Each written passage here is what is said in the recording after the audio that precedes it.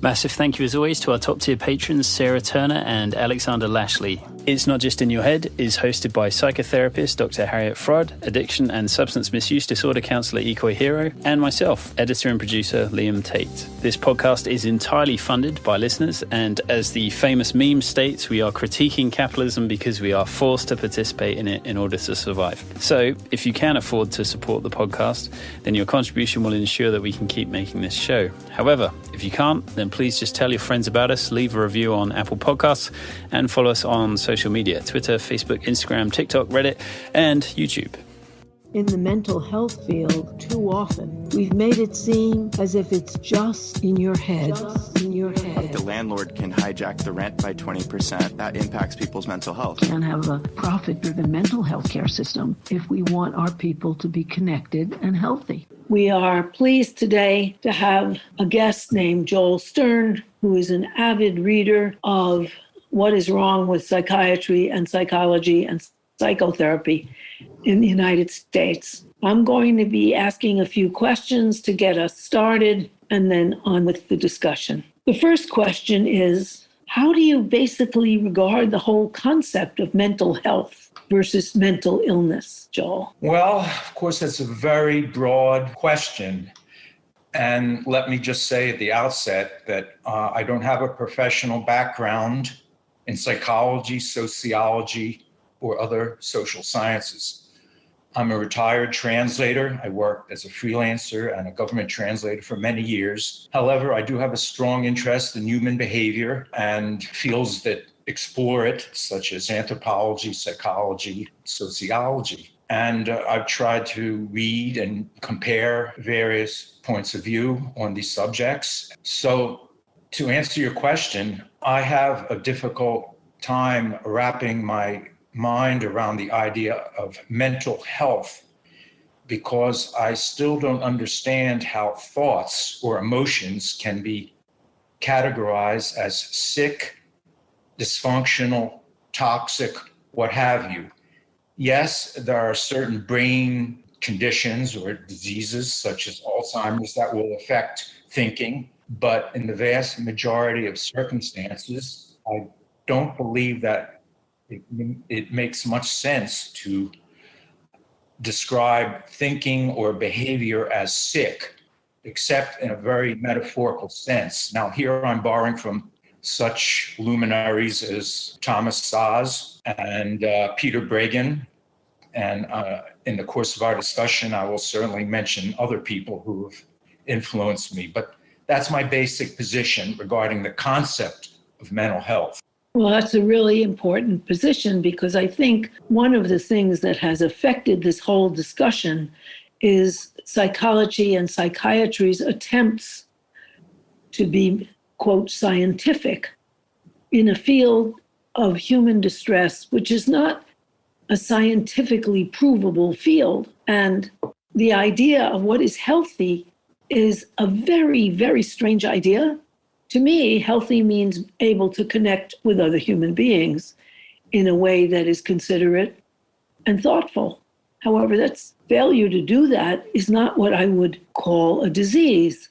I also think that one of the things that has really screwed up mental health ideas is the profit motive in the United States, where we have a market-driven healthcare system, and that there is a hoax that selling people drugs will make them, quote, healthy or cure their brains, when there's absolutely no proof whatsoever. And in fact, one of the articles that you sent me, as you have sent me so many, Joel Stern, is about that the placebo effect of Prozac and other medications is at least as strong, if not stronger, than the actual drug in terms of relieving the distress that the drug occasioned. But I think that that has a lot to do with the capitalist system. And unfortunately, America, as the hegemonic power, has had a lot of effect worldwide in terms of this, even though we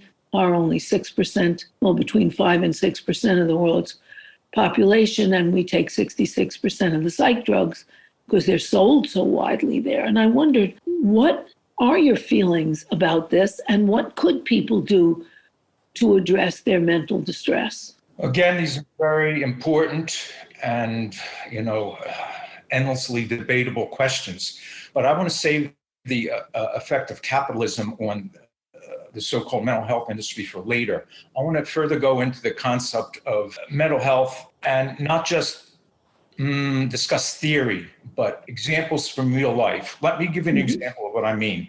I had a discussion last week with a friend of mine about this very subject. I said that I think it's wrong to consider ideas or behavior as sick.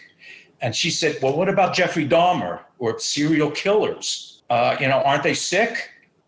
And I said, well, their behavior and their thinking are certainly distressing, but let's consider other facts. What about the crew of the Enola Gay, that B-29 that dropped the bomb on Hiroshima? Yeah. Now, what the crew members, they knew they were going to vaporize tens of thousands of innocent children, elderly people who had nothing to do whatsoever with the war.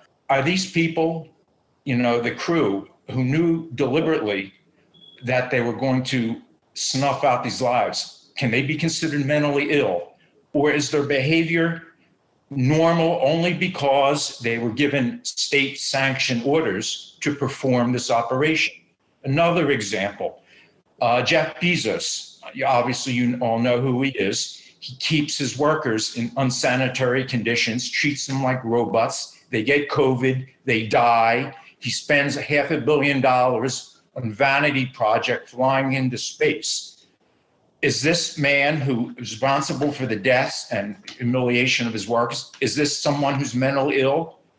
Does the DSM manual cover behavior of capital's, exploiters like that? Another example, the people in the mine operators in West Virginia and other Appalachian states who knowingly poison the soil, water, and air of their communities.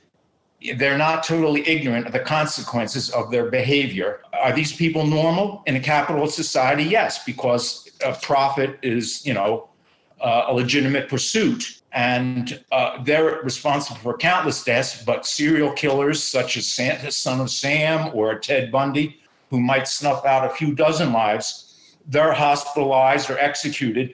But people on a higher level, with high-priced lawyers and the sanction of the state, they can get away with their atrocities. That's my point. This classification of sickness and health is totally dependent on social and cultural and economic criteria. There's no fairness. There's no scientific validity. It's really interesting, actually. Suddenly I'm thinking about the fascination that British culture has, and I know that American culture has, with these true crime podcasts and or serial killers in general, right? And it's suddenly a few things are clicking. Was it in Fanon's, what is it called? Wretched of the Earth or something like that? Yes. He's got this whole, I assume it's a theory, I don't know if you can prove it or whatever, but he basically says that in the colonized population, sort of superstition increased, like tenfold, because the spirits were something that they could maybe influence or control, and they would focus their energy on that rather than the real threat, right? Which was the sort of occupying colonial presence. And that's where a lot of energy went into.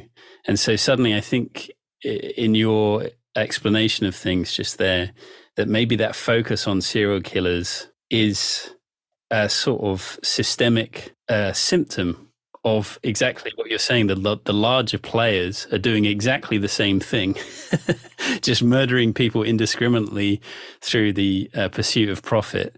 And then rather than look at that and feel like as a population we can fight back on that, instead we can sort of fixate on these one or two individuals who do really fucked up things, and we can say, oh yeah, isn't that person really screwed up? That's a brilliant point, because also we cut down on thieves. There was a big scandal showing that CVS had a whole display of shoplifted items, and people were being arrested for shoplifting. There were things like diapers and baby oil, which are expensive. And I realize we are all being ripped off all the time. Electric prices have gone up 14% across the United States. Every place we look, we're getting ripped off. We're getting robbed. But we are focusing on somebody stealing diapers from CVS because it's manageable. I think that's very important. Harriet, you and Leah made some very good points that I wanted to, I was thinking of bringing up myself. Ralph Nader pointed out this obsession with street crime, which is certainly serious and distressing to those, victimized by it. But corporate crime exacts a far higher toll in human lives and, sickness and, all sorts of social problems. Ralph Nader brings that up very clearly. And Liam, you pointed out Frantz Fanon. That brings to mind the problem with the DSM manual. Who compiles these criteria for sickness and health? Basically, well-educated, primarily male, wealthy. MDs. Yes. What about people in non-Western countries? Don't they have standards? I mean, why aren't they contributing to this process? Why is it a Western-imposed model of sanity? Or there's no fairness in that, or logic, or scientific validity. If there's going to be a manual, let's have a worldwide consensus. Why have a strictly Western consensus? Well, it's used primarily in the West, but also one of the criticisms that even the National Institute of Mental Health has made, naturally they don't have a big advertising budget, so it isn't widely known, was that one of the troubles with the Diagnostic Statistical Manual, DSM-5, is it says nothing of the etiology. Why do people have these things? It's like pointing to the asthma, which is much higher in Black communities, and saying, oh dear, they have asthma, rather than they're the ones living next to the power plant. They're the ones in the most polluted city. Well, that might have something to do with it. That there is this remarking on an incident with no recognition of what is responsible for hurting people in the first place. And naturally, people who've been oppressed feel oppressed.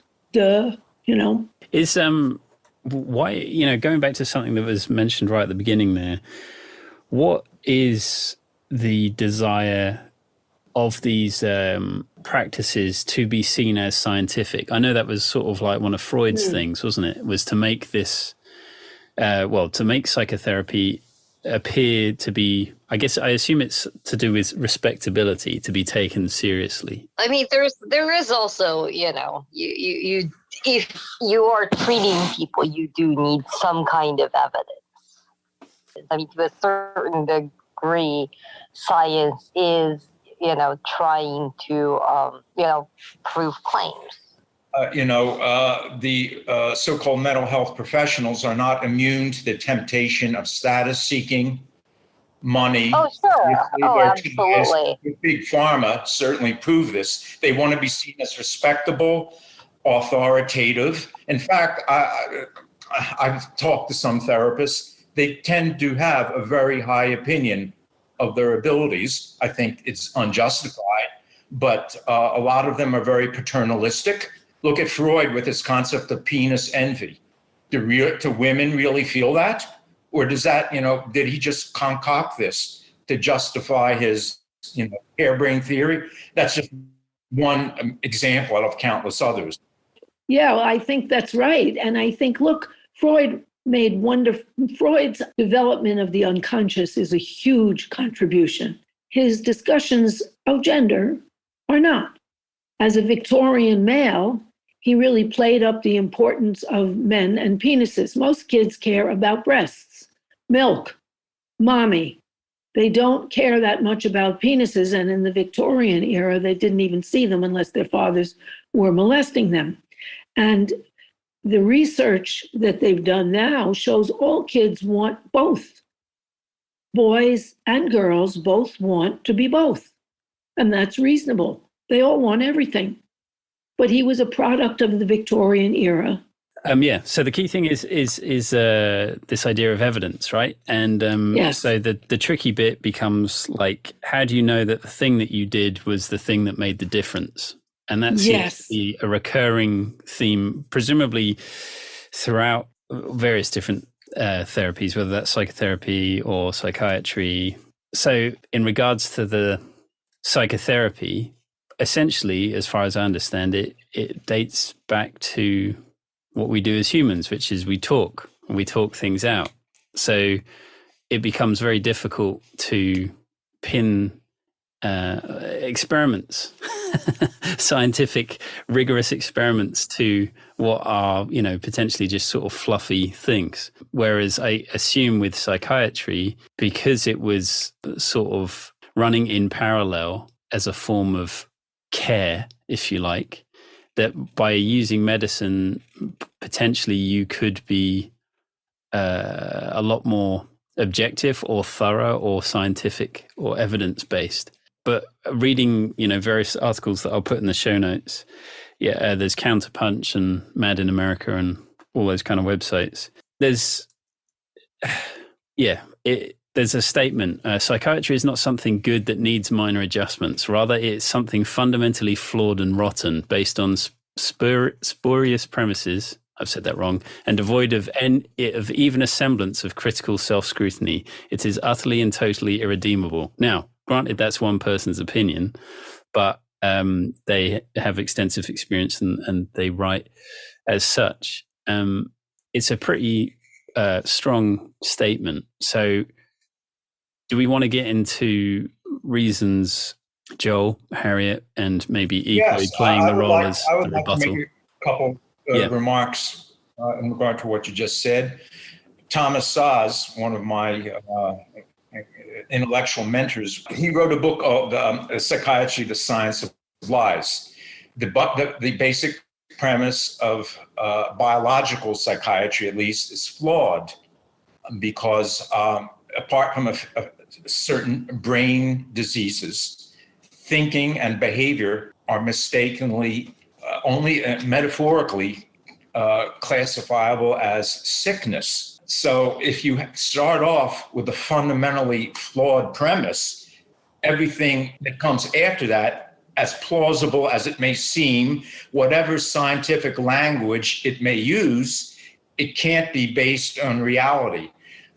One of the writers for Mad in America, I can't remember the particular one, it might have been Phil Hickey.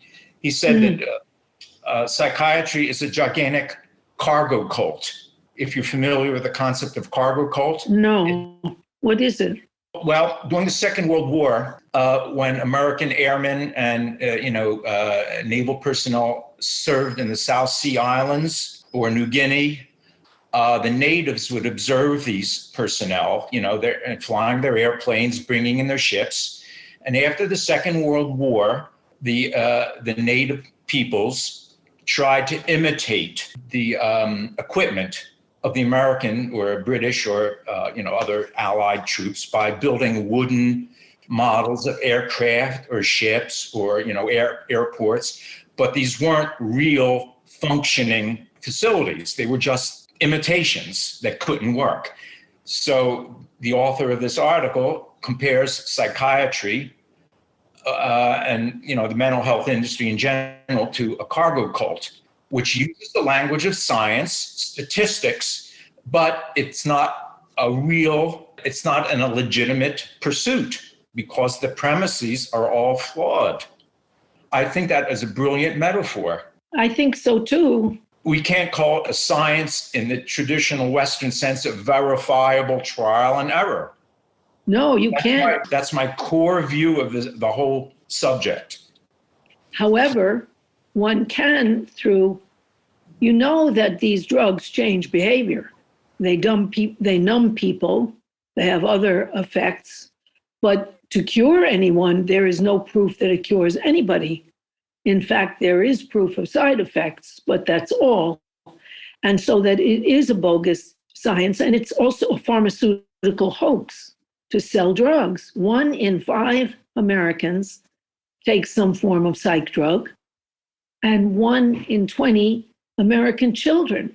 So it's a very successful hoax. And I think that, like a lot of capitalist schemes and hoaxes, it's been far too successful and bought into. And one of the reasons it has is because psychopharma is enormously rich. No, I mean, I think one of the things that often gets really confused in this conversation is, like, for example, a lot of the SSRIs are no longer under patent. The pharmaceutical companies are no longer making money on it. But still, the ideology of money persists. And other people are making money off of them, even though their originators aren't. So sorry, where was that going? I think that, there are certain things that I will counter here, which is nobody is presenting like antidepressants or mental health medications as cures, because they are considered chronic conditions. So these are management tools, not cures. So I think it's fairly important to make that distinction in discussing medication. One, and two, again, like, there is a definite pharmaceutical involvement, but I think that is the cornerstone of modern medicine. The cornerstone of modern medicine is that you get your symptoms resolved through medication. Well, I think that's true, but I don't think the cornerstone has to be profit. And I know that in the United States... But that's the entire pharmaceutical industry. No, I don't think so, because this is the only country that allows direct-to-consumer drug advertising, and also does not present pharmaceutical research that isn't done by the companies that will profit from it. There is no journal there used to be a journal called the Medical Letter, which was edited voluntarily by doctors and published the results of pharmaceutical drug research that was not directed by and funded by the people who would profit from it. But you'd have to look for other countries for that. And therefore, there is a profit distortion in anything like the science. Well, don't forget the enablers in the media, academia, who go along with this or ignore, alternative viewpoints. It's not just big pharma. Well, I think one of the really interesting things that was in that one of the articles was that the initial, I think it's the first or second DSM, the way it labeled mental disorders was reactions, right? Schizophrenic reaction, depressive reaction. So back then there was some sort of recognition that the person was having potentially a natural response, a natural reaction to the circumstance they found themselves in. And then over time, it changed. And they make the point that, like, the adverts, like you said, this direct-to-consumer adverts, that part of the way that they were being framed in the advertising was something that went alongside therapy, right? So as sort of what you were saying, Ikoi, about management, there was this idea that, like, the drugs help whilst also having talking therapy, right? But they're not an end in themselves. So it's kind of interesting how clearly over time, some of those ideas have changed. The reaction part of it has been rejected. It's now considered a disorder, schizophrenia, depression, etc. And that the emphasis has moved very much to that these problems that you have, depression, for example, are purely biological. Right, that there's a brain chemical reaction. And I also think it's important to include that the insurance business has had a lot to do with this, because when psychiatrists used to talk to patients, however, insurance drastically reduced their compensation.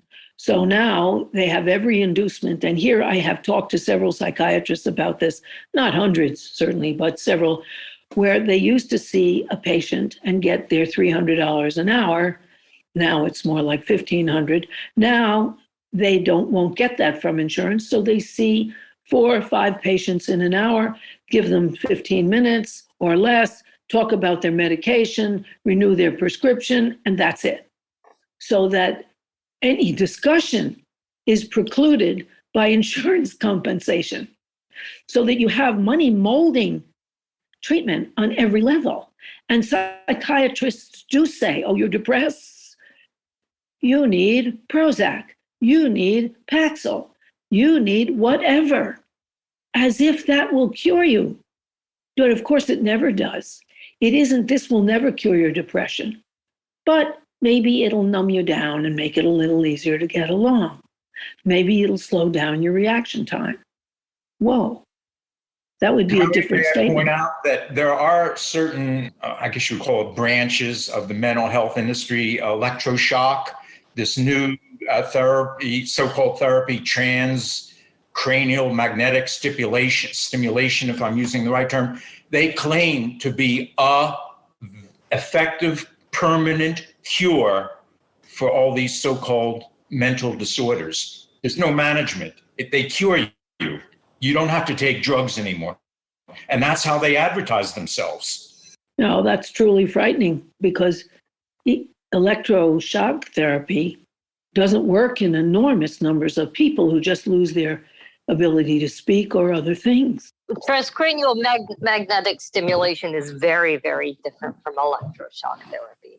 Could you explain it? It's magnetic stimulation. So what it is focused on is increasing blood flow, because that increases brain activity. Those are different. Not comparable. Treatments.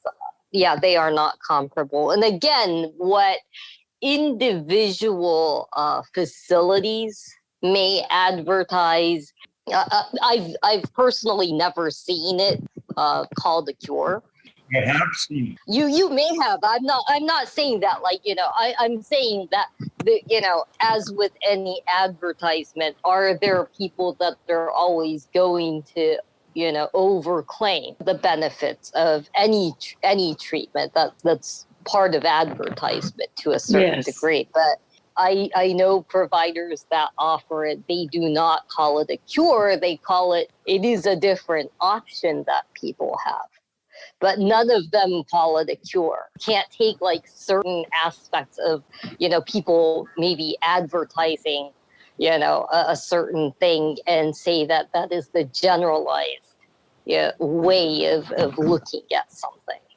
Mm-hmm. One of the writers for the Made in America website, again, I think it might have even been an Australian guy. He did undergo this transcranial magnetic stimulation, and it led to very severe side effects, physical as well as emotional. Now, how general that is for all the persons who undergone this, I can't say. But it's by no means a completely benign or harmless procedure. It comes with certain risks, just like any other medical procedure.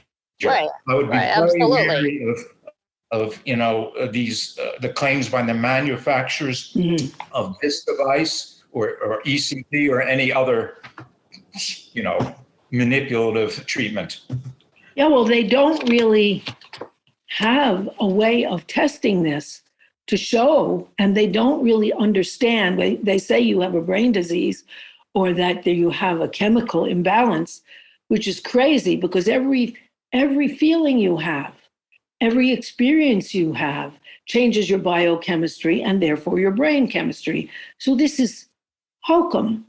And I think we really are in a field of hokum, even though I have been in practice for about 49 years, and I have seen people improve their lives through talking about what's going on and through hypnotherapy. But of course, it's not a straightforward thing. I can't say if you have X experiences, you'll have this reaction. And if you talk about this, you'll have that reaction. We have to admit it's not, caring for emotional distress is not a medical issue. It's a human to human understanding issue. And then we'd get paid less. Well, therapists don't get paid that much anyway, but then the medical field wouldn't be able to boast, and the And psychopharma wouldn't be able to make billions as they do. Right. Yeah, I just find this whole idea of evidence and science just a sort of very interesting part of all of this, because one of the sections of the article, it talked about the benefit from therapy versus therapy plus medication was identical. And they make the point that essentially it just comes down to, do you have a good therapist or do you have a good psychiatrist in some ways? Like he makes the point that there's some highly persuasive individuals may have personal charisma that may generate higher rates of apparently curative placebo responses. So, and this sort of fits to some degree with a lot of alternative therapies, which you can't, that would fall under the category of woo-woo, right? Which is like, it's not scientific, reject it, blah, blah, blah. And like, who knows whether any of that stuff works, but certain people go to an alternative therapy that would be classed as woo-woo, and they come out feeling a lot better. And it may well just be entirely because someone was listening to them and that person seemed very kind and attentive. And it would be, maybe it can't be reduced to something as simple as this, but it would be kind of hilarious if a lot of the psychiatric thing just boils down to, connecting with another human being and being able to talk out your problems. And that was the thing that differentiated between good therapy and therapy that doesn't work. Well, I think that that's part of it for sure. But I know as a hypnotherapist as well as a psychotherapist, people can have behaviors that are changed by what they realize in hypnotherapy. And hypnotherapy is just distracting yourself from the daily affairs of daily life enough to get in touch with deeper things. So, for example, I told this to Joel, I had a client who came to me with premature ejaculations that he wanted to change that, and his girlfriend wanted him to change that. And it just reminds me of a comedy sketch. This guy goes, well, premature for who? Exactly right for me. Yes, exactly. Well, he was dissatisfied too. Sure. And I asked him, and I'll change their names a little just in case he's listening, but I asked him, well, what is P? He kept referring to my PE, my girlfriend's upset about my PE. And I said, well, what does PE stand for you? For you? And he said, oh, Patricia and Elizabeth, my mother and my sister. Well, that was helpful, because then when we explored his relationships with his mother and his sister, we found out that he really couldn't stand up for himself for long. He folded. And realizing that he couldn't stand up, and working on that, and in using words like saying, you're a stand-up guy, I'm glad you could stand up for yourself. It's important to stand up for what you believe in, and so on. You are an upright citizen. He got over it and he was able to cure it. But there, I'm not saying that was scientific, but finding out sometimes on a deeper level what some behaviors that you want to change mean to you, why you hold on to them, is transformative. Well, can I just make a comment? Sure. I certainly believe in the value of sincere, caring human contact, but how often is that characteristic of the so-called therapeutic relationship? I think there's almost inherent power imbalance. Human beings, unfortunately, tend to, categorize each other as lower or higher or what have you. And I don't think people in the mental health industry are immune to this. To give you an example, I saw a bioenergetics therapist many years ago because I had problems with self-esteem. And for some reason, she told me in one session, you're a tough case. I felt immediately denigrated, humiliated, and devalued.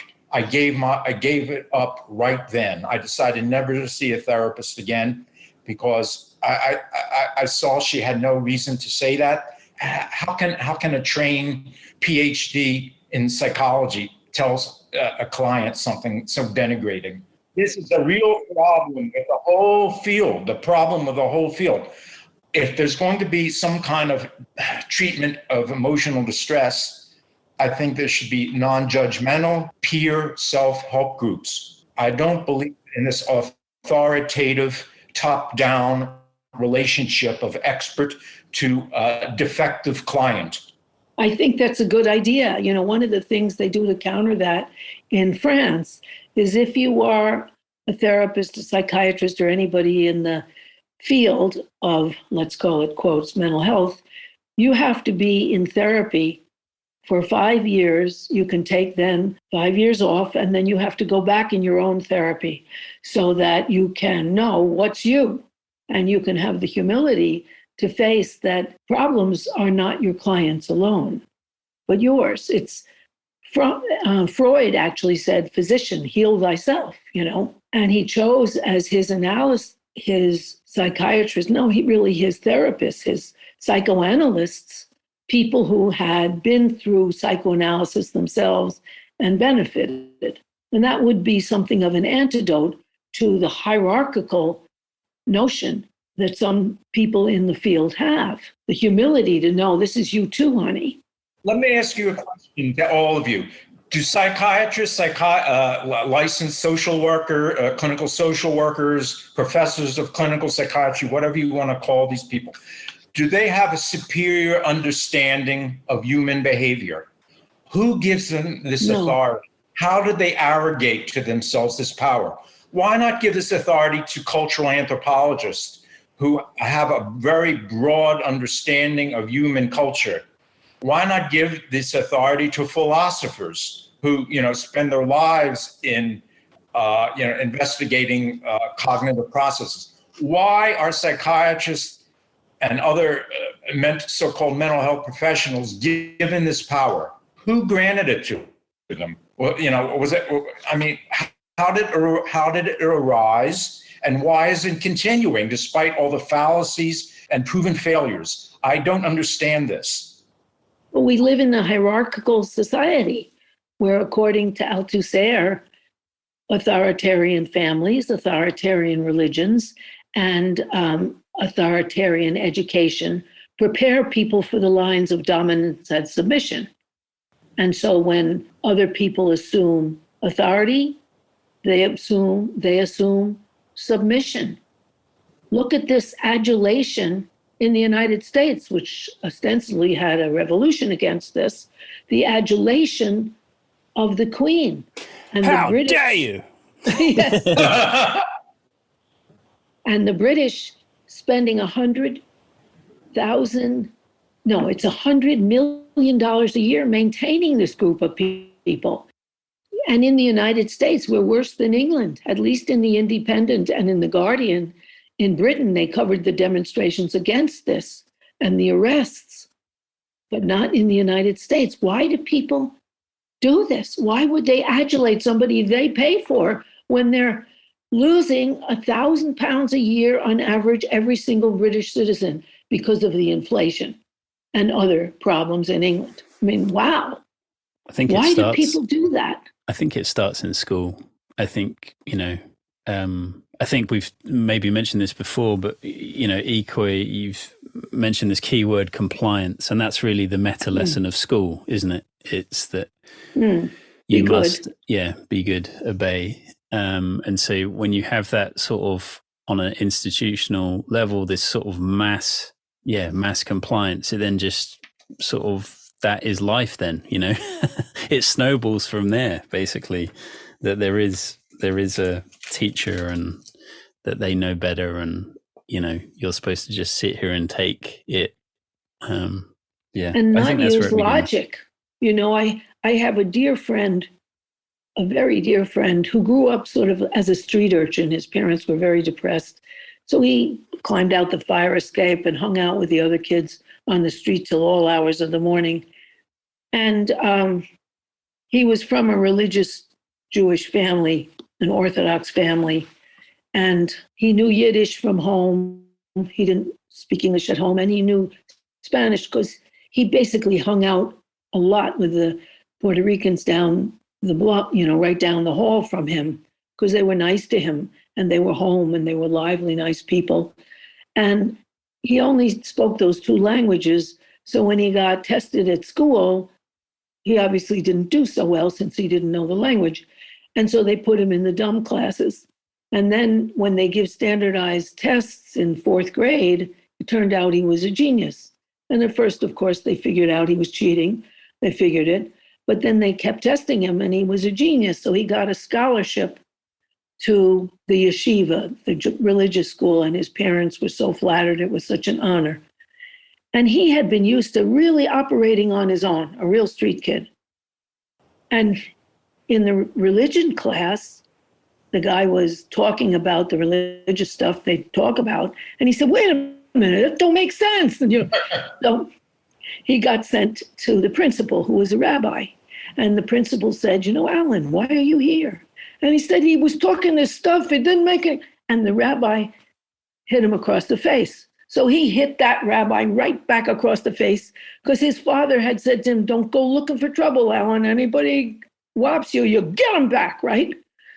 And he immediately got expelled. He wasn't brought up in those lines of dominance and submission and subordination. And so he was ousted. Oppositional defiant disorder. Right. Oppositional. Drug him. Exactly. Drug him. Well, I thought also, Joel, that there was almost a sort of, it was like some sort of Zen story, your experience with therapy. It's like in the decision of like, screw this, I don't need this. Like there's a empowerment in that, like the therapist did a bad, good job. Awakening. I saw the emperor's clothes. I've had the other experiences too, but that was one of the things that stick out in my mind. Well, if you're set up as an authority, people bow before you, even though you don't deserve it. Go on, Ikoi, you were going to say something. Oh, no, it's just interesting, how people respond differently to certain things, because I had, one client, he wasn't mine, but he was talking about his therapy session, and, his therapist made a similar comment, which he took positively as like, all the troubles that I've gone through, like, because he had pretty severe PTSD, but he saw this a recognition of, the fact that he had been suffering rather than like feeling like it was denigration. But I think those things also are dependent on context and the rapport that you have with your therapist. True. And tone and the body language and all those kind of things that you pick up on, right? Right. Which are all personal things and not medical things. And medicine has a terrible trouble. My father was the chairman of the pediatrics department at Albert Einstein. And he said to me, the hardest thing to teach young doctors is what stands before you is not a disease. This is a child. Do you realize this is a child? And for most of them, it was very difficult to realize that. Well, we have a reductionist, biologically oriented medical system and mental health industry that treats people as syndromes, as cases. They're not human beings. I'm a tough case. I'm not a human. I'm a human being, perhaps more intelligent than you are, and you call me a case. It's very, very denigrating, but it's common. It is. It's common that people forget themselves within a hierarchical system, which we have. And for a lot of people in the mental health field and in medical fields, they are wildly inflated with their own knowledge. I remember my father telling me that when he was doing rounds at the hospital, they were doing rounds because this child had a bizarre green growth in his nose, and they were talking about different diagnoses. And my father said, don't you know kids stick crayons up their nose? It's a green crayon. That's amazing. Yeah, sure enough. I have There was just this bit in the article, in one of those articles, which was sort of fascinating. They were talking about getting life insurance, and I assume I didn't pay attention. I assume that they were previously a psychiatrist, and part of the process was that the insurance company had to come around because he was insuring his life for like $1 million or something like that, and they took urine samples and all this sort of stuff. And the lady said to him, "Wow, you're the first person, first psychiatrist I've insured who isn't on antidepressants." and the point that this person makes in this article is that this insurance person represents potentially a significant portion of mental health professionals, and so they extrapolated from that there could be a huge number of psychiatrists taking these medications. And it struck me as like, oh, that is actually drinking the Kool-Aid, isn't it? So to what degree, drinking the Kool-Aid, taking the medicine, it's like, to what degree is someone compromised or not by taking the substances they're also administrating? Is that a problem or is that not a problem? I mean, would you say that like an internist that takes insulin for his diabetes is a compromised doctor? But this is the thing. Proven. Yeah. This is the issue, right? Is that, are those comparisons fair and accurate? That, as in insulin, diabetes, because that is always clearly something that gets talked a lot about in psychiatry as a comparison to explain how stuff works in that world. And again, this would be great if like psychiatrists want to come on the show and talk about it, because that's exactly where a huge part of this divide, the anti-psychiatry movement, jumps on. Exactly that example you just gave, because they would say it's not a fair comparison, and that I mean, it depends on, depression comes from very many sources. Like, for example, it's known that if you have severe pneumonia, that can fuck up your serotonin imbalance. I've known people who've suffered, whether it's post-COVID or before, even from severe pneumonia, where, a short stint with SSRIs helped greatly. Right. So again, like, there are various causes to any given condition. And part of what's difficult, I think, about the mental health condition is also just trying to figure out, right, what the causes are. Are there some physical causes? I know a lot of people, again, bringing diabetes as, an example where managing, finding out that they were diabetic, managing their blood sugar actually greatly helped their mental health, right? So it's, so again, like, is psychiatry, is medicine in general a really stressful job in our society? It absolutely is. Right. The one of the previous guests, Renee, I can't remember her full name, but her whole thing, coming off benzos for like a decade, even for her perspective, she wasn't a medical professional, but she was someone who'd been through this whole process. Her feeling was that medication is great in the short term, because it can help you sort some things out. But long term, it really, for her at least, it was not what she thought the direction of travel should be for her or for anyone. And that's one of the interesting things, again, with this comparison, is that, yeah, sure, diabetes, insulin is management, it can keep you going to the end of days, right? Yes. Whereas what they're saying in a lot of these articles is that the long-term evidence for these drugs, whether it's depression in particular, it seems to be lacking. That long-term it actually helps. It's not the equivalent of insulin. In fact, it's worse. Again, if you take these articles at face value for having the evidence, they're saying that long-term these drugs just don't work. I mean, ultimately, one of the reasons I bring up diabetes is because, you cannot manage diabetes with medication alone. You absolutely cannot. You have, if you do not correct your lifestyle, your dietary habits, your physical activity, it is a condition that will get worse despite medication. Yes, that's true. And in therapy, you do have to change your life as well. But one of the things that both Renee said, and also that many others have said, like Johann Hari, for example, in his book Lost Connections, and also our guest Higgins from her book Girl on the Bridge, and others have said, is that what really helped them through was the connection, not the medication, was connection with other people in a way that was kind and meaningful. And that isn't factored in, and it isn't, of course, sold.